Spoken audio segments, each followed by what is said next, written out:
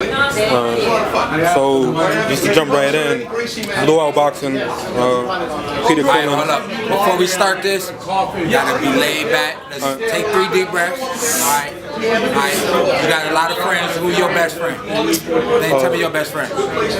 Henry. Alright, Henry. We're talking to Henry right now.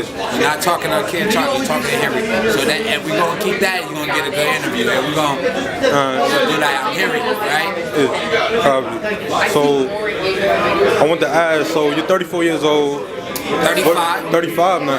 Oh. What do you feel like is the most important thing boxing taught you? I thought it taught me how you got to fight through obstacles in your life and overcome these things. So even with my age now, like turned around like I'm 35. Yeah. I sit around here and think about that and like, man, I grew up all my whole life in New York. I mean, like I moved here when I was 18 years old and I'm 35 now. So time flies. Tell me that somebody tell me I ain't from New York. How you think I feel? What do you think is positive and negative, like the most important thing that came out of boxing though? Like the most is my kids and my wife and my family, you know what I'm saying, friends and people what I've learned. Experience, whether they was positive and negative, I learned that through all that, you know, some of the times where you have a curse happen to your life, something that falls apart is usually cause for something sinful you did. And I got to go back to all these moments that I had bad moments and I say, man, damn, I was the reason for that. I was the reason for that.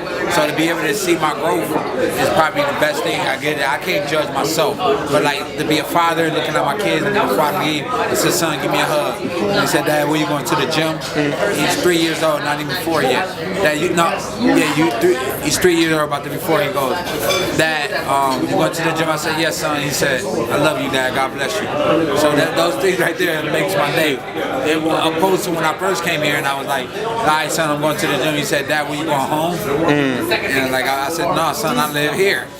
You do? And that's how it was. So like to see those moments and everything, and see how time really heals stuff and bring things together, and how time can separate things is very important to know how you spend that time. now, being that you more in the tail end of your career, what are you trying to do more so outside of boxing? Well, I always want to go out there, especially to blacks, you know, being like I'm a Cuban and African American, to go back and tell us that everything we learned in the hood was a lie. You know what I mean? Loyalty is really loyalty to yourself. People selfish. It's no real loyalty out there where people are loyal to friends. Loyalty comes when you're loyal to yourself. That's why you would do a crime with your boy, and you'll go sit on the stand and tell on your boy because you're loyal to yourself. You're trying to get yourself out of trouble. People always loyal to the streets more than to... Why you gonna be loyal to a street that the name gonna be the same name when you dead and gone? And when you gone, everybody gonna forget about you. It's gonna keep on a continuous cycle. Right, exactly. So I want to break that cycle. I want to let us know that we should tell our kids to go out there and be a police officer. Why? Because those kids in our neighborhoods know what the criminals look like. We have other people come from other areas and other communities. I think everybody a criminal. Looking at us, we all criminals. That's a bad thing. So for me, it's always to uphold righteousness in my right hand, like the Lord does, and establish the walk of a man and let us know that we're not cursed, we're blessed. We should open up businesses and become like Jewish people or other people. Take care of our home. Like white privilege. No, we give whites that name. It's not because we're privileged. We do got the same opportunity. We got the money to start up our own businesses and spend. We got to just come and support each other. That's the hard thing for people to understand. Now, if I talk against white privilege, then go watch how many people start talking bad about me. He's over the time. I'm saying no. We got to open up our own business, take our money and spend it with our own people. We also pay ourselves. Yes, and keep the money circulating in our community. We always pushing our money out into empowering other people instead of empowering our own. We the biggest consumers. If you look at every other race in America, they take care of themselves. We don't. We the big. Angel, we quick, real quick to talk about a white dude who got dirty shoes. But we got all the latest Jordan that don't even got a big account. That is a shame. So we got a lot of. I went back and bought houses in my old neighborhood. I owned them in cash. So who owned the block more than me?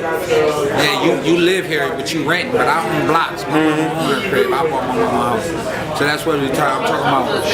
black, inspiring blacks to own. You know what I'm saying? That's once we start owning our communities, we take back our community. We get the drugs out of our communities. Once we learn how to get the drugs out of our communities, you know how powerful we become. They don't want that. They don't want that. They don't want that. They ain't gonna like a guy like me who speaks against it. But we need to, because there's a lot of kids like me. I was this dude weird. Like, he ain't dressed. But now I'm the freshest dude when I go back to my hood. Is that a lie? Because y'all was telling me I was weird before, but now I'm the flyest dude that's dressed now. So for me, it's to rid our neighborhood and our communities of all those lies that they spill. It's none of this white privilege like people want to say it is. It's us buying our communities back, and that's more important than anything. That's most definitely. During this current climate in America, what do you think about Trump being president? What do you think we're headed? Yeah, my dad is an immigrant, so my dad had a legal right at that time to come here as a refugee, Castro, whatever, political prisoner. So I do believe, this country is based on immigrants, but we should also welcome legal immigrants into the country, not illegal. So people don't want to talk about that. Illegal immigrants, he's saying he don't want illegal immigrants. If somebody did all the proper, paperwork to get into this country, so be it.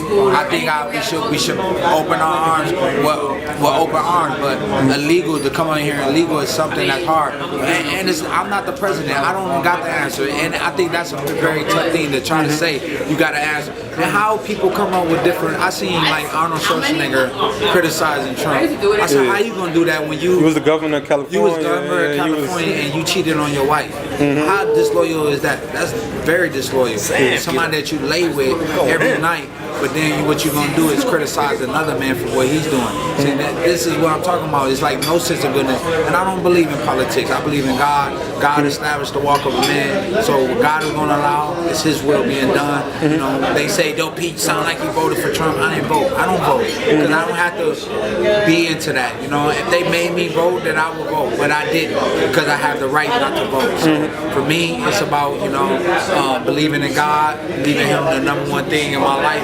I center my life and the whole life around him. Most definitely. Just to trail back into boxing real quick. Obviously, everybody talks about the Danny Jacobs fight. Personally, watching it a few times, I feel like they stopped it too early.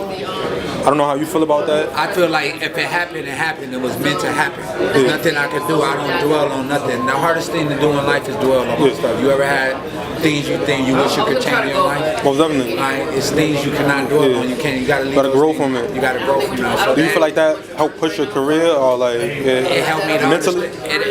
Understand my relationship with God, number one, because I had visions before God. I was having God talking to me, but I wouldn't let go of things that I was doing. So behind the scenes, and I had to take a loss to lose all the people that wasn't supposed to be in the first place. Yeah, like what the quote is: when the grass is cut, the snakes will show. Show, yeah. So is that like the situation that led to that transpiring? Yeah, I think that you're gonna always see the snakes when the grass is cut. I'm gonna ask you another question: is the grass greener on the other side of the fence? No, it's not. Where is it green at? On the side you on already. Like, usually when people get to the other side, we kind of short-minded. You think that you want something, but when you get it, then when you get there, you like, man. I like you, man. You said that the grass is always green when you water it.